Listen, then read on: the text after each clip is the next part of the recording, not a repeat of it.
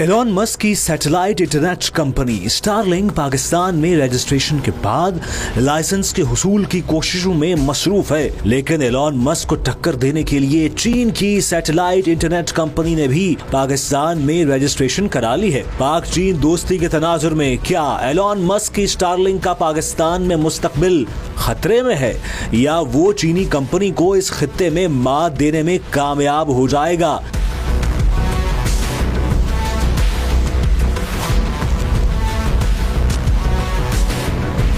इसका अंदाजा सबसे पहले लाइसेंस हासिल करने के बाद होगा। इत्तलात के मुताबिक चीन की Shanghai Spacecom Satellite Technology Limited company की Securities Exchange Commission of Pakistan में रजिस्ट्रेशन हो चुकी है। चीनी कंपनी ने पाकिस्तानी इंटरनेट सार्फिन के लिए ऑफर दे रखी है कि वो स्टारलिंक कंपनी से कम रेट देगी। चीन की SSST नामी कंपनी का एक मसला यह है कि वो रवां साल 2025 में इंटरनेट के लिए अपना सैटेलाइट जमीन के मदार में भेजेगी, जबकि एलॉन मस्क की कंपनी स्टारलिंक का सैटेलाइट पहले ही जमीन के करीब तरीन मदार में मौजूद है।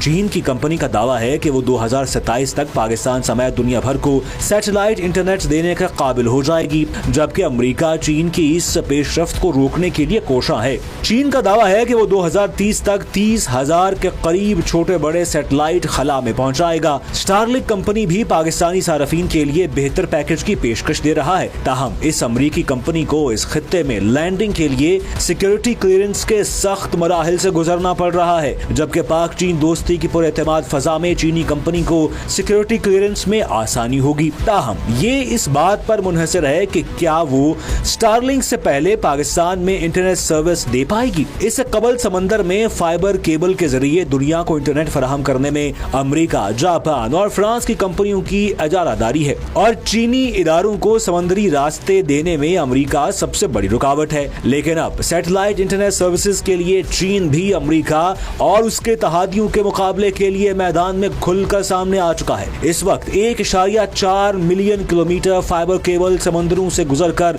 दुनिया के कई ममालिक को सर्विस दे रही है।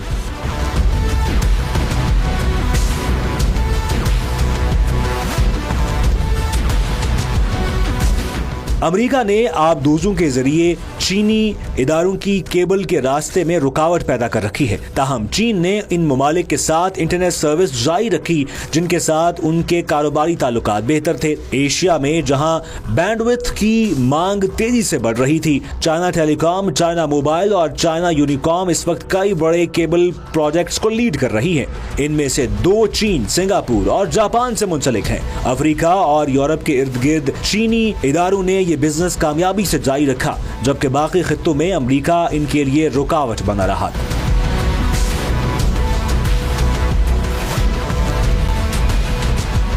चाइना यूनिकॉम सेल लाइन में एक बड़ा सरमायाकार था। इसने ब्राजील को कैमरून से जोड़ने वाली 5800 किलोमीटर की केबल बिछाने पर 2020 में काम शुरू किया। आलमी इदारों ने इतराफ किया कि बीजिंग के पास दूसरे टूल्स हैं जो वो बैनुल-अक़वामी पाबंदियों से बचने के लिए इस्तेमाल कर सकते हैं।